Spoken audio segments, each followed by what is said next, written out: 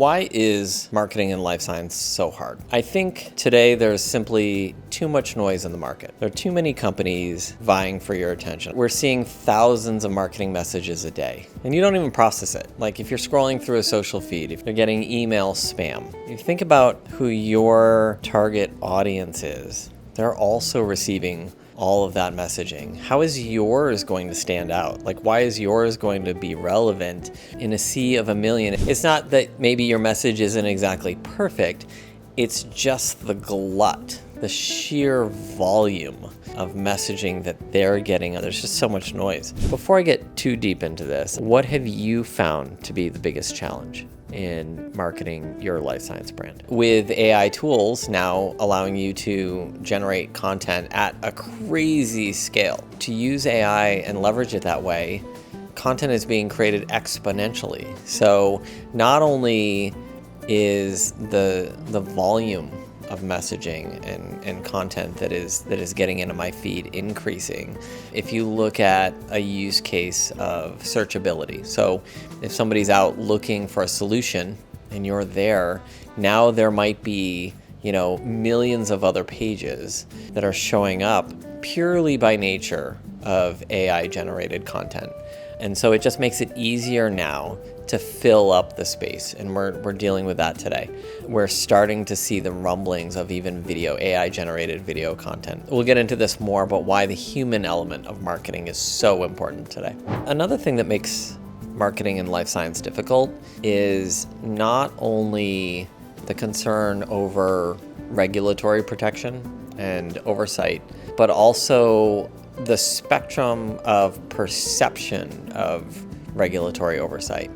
So there is a very real fear that if we market a certain way or even effectively, we might get in trouble with a regulatory body, or maybe we have an internal person who's in regulatory who has a stronger hand, is more conservative and very protective, rightfully so, of our company, because it can be very expensive. It can shut down our company if we say something or we make claims or we violate some sort of policy. And so we want to be very, very careful of that. And so that can make effective marketing sometimes challenging. Something else that has had a little bit of an impact on marketing, especially I think when you're dealing with a physical presence, if you're not necessarily in digital, is the shift for some companies to remote and hybrid. So not everyone has done it, and I do see in life sciences, most people are back in office or in lab. But take medical devices. It was tough to get in front of a surgeon before COVID, but with COVID, a lot of healthcare centers, hospitals, put into place protections now to keep biz dev teams out of the hospital setting, or at least distance them even further than they were before. And if your buyer is on the business side, maybe they're not at the bench, maybe they're not in the OR, then they might be in a hybrid situation. Maybe your audience is a product team, and they work hybrid, or they're in office, part of the time sometimes. The reality is where a lot of companies may have focused maybe just on email, or maybe they were just physical, doing mailers. Going to hybrid has really muddied the waters and made it more challenging to market in industry. And that brings me to email, and email has gotten significantly harder. There are a lot of regulations now around who you can email, who you can reach out to, especially cold. So, for example, buying a list of people who haven't given you permission. We do see this a lot. And in certain markets, like, say, for example, Canada, you cannot reach out to someone, and a lot of marketers know this, but you can't reach out to somebody cold via email unless they've explicitly given you permission to do that. And that has made marketing's job significantly tougher to get a message out there, where if I saw, an email on a website, I could, add that to my list, add it to my CRM, and then send out a blanket email. I can't do that anymore. So something else that makes marketing in this industry tough is we're typically marketing to a highly technical and critical and process-driven thinker. They're analytical. They like to do their own research, like deep research. They want to solve the problem themselves. They want the data. They want their own data, and they don't necessarily trust other data. They want to see for themselves. They want peer review. And so that can make it very difficult to communicate early enough in the process to be successful in penetrating the market. So it can feel like the marketing life cycle for commercialization can be very extended because we have to go through studies, we have to get our data, and then we establish our brand, and then we release our communications, we do PR, we start getting on social media, and it's very limited, and we have a very little amount of, if any, data to leverage. And so that can create challenges for companies too. And there are some ways that we can address that by leading with science first before we get into outcomes. Effectively, what we're thinking about is trust. They trust their own data. They trust the process they know. They trust the technology they know. They trust their peers, the people in their network.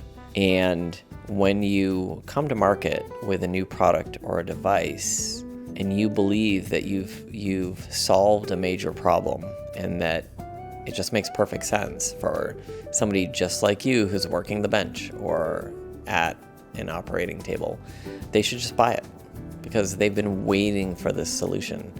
They aren't waiting.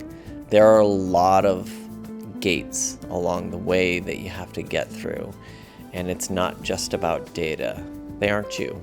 I think this is one of the things that I see the most is that when an engineer or a scientist or even a surgeon solves a problem and starts a company, along the way, they no longer are their customer. They no longer represent their avatar, who is their buyer.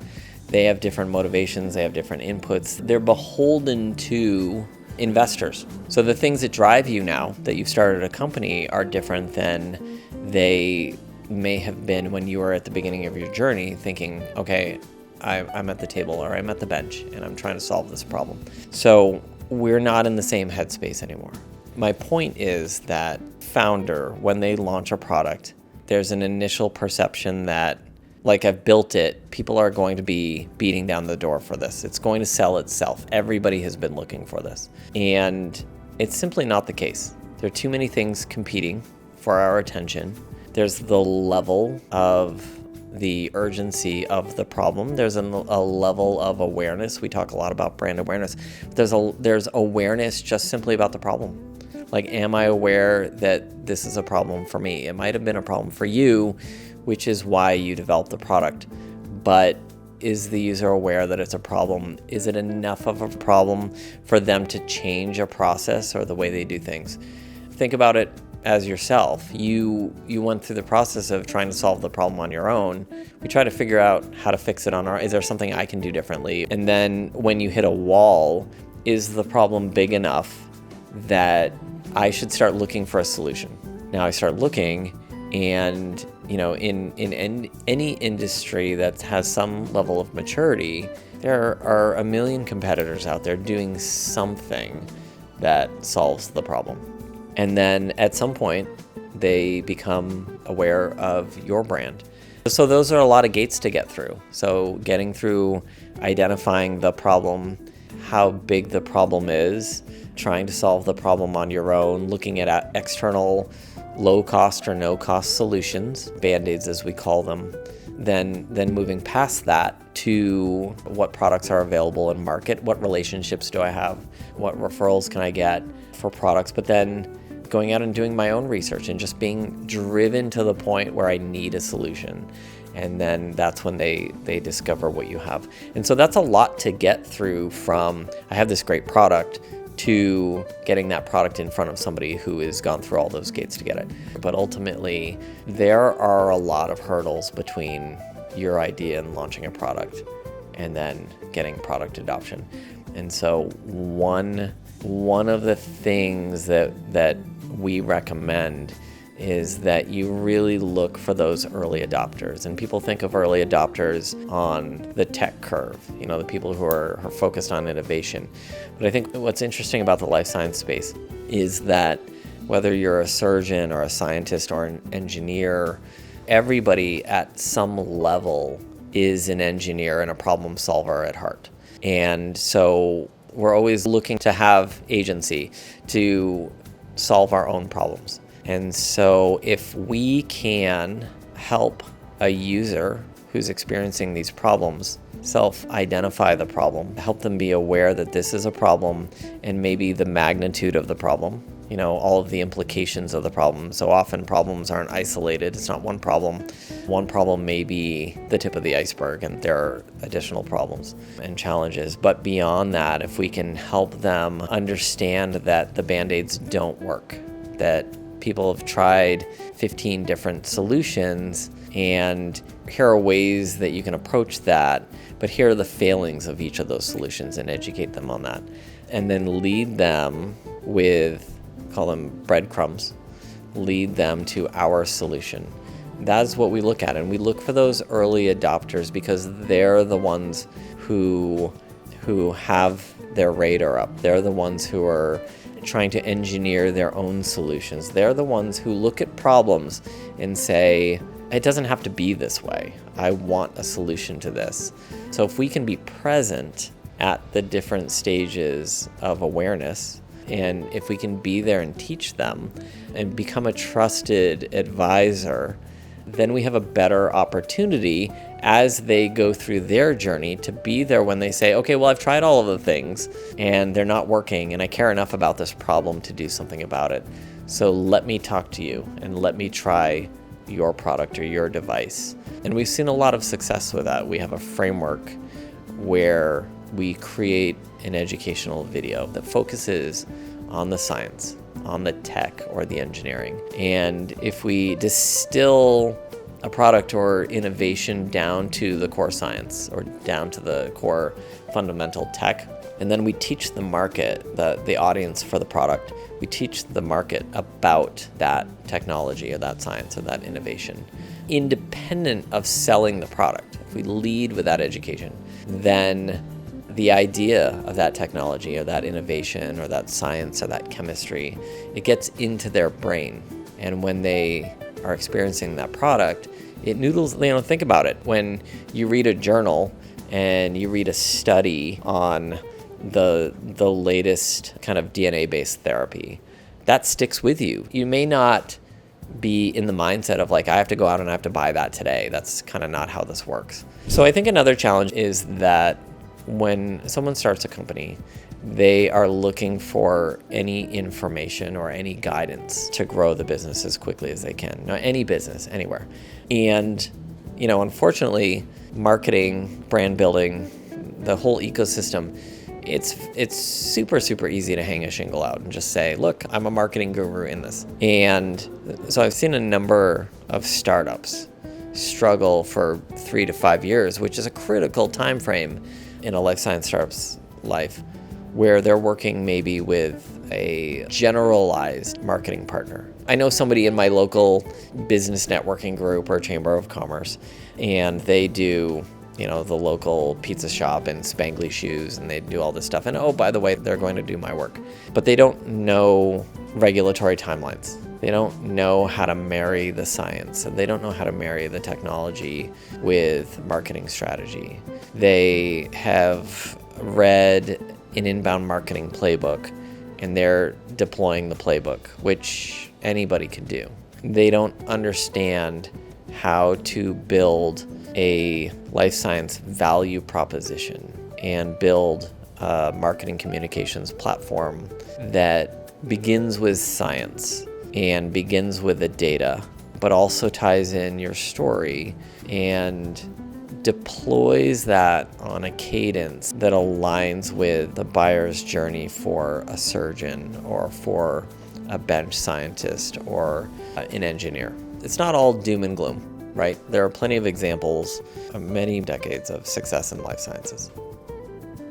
And everybody understands the concept of awareness. Where companies are successful is understanding, being customer centric, and understanding the nature and the state of their level of awareness. I think first and foremost is when you're marketing in the life sciences, it's not about you. It's not about your product. It's about what your end user gets, what benefits they get, not what features you have, but what is the end result that they can get. Are they aware of the problem?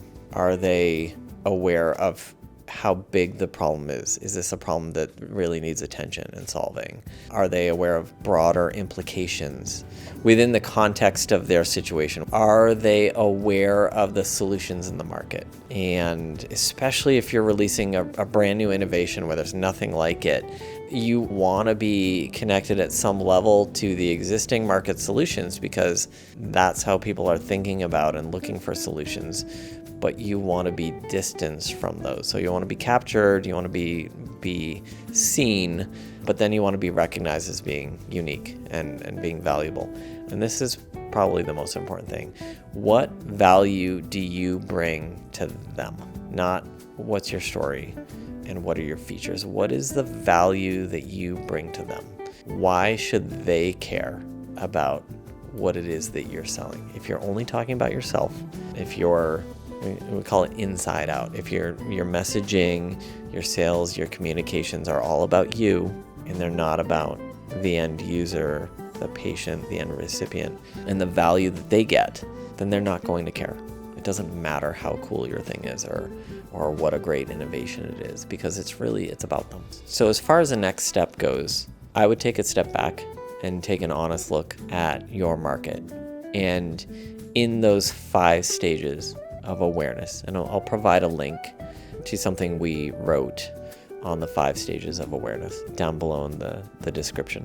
Take an honest look at where your early adopters are in those 5 stages and where you fit in and where you can meet them and what you can educate them on to move them along towards you. If you learned anything, please subscribe, and I will see you in the next episode.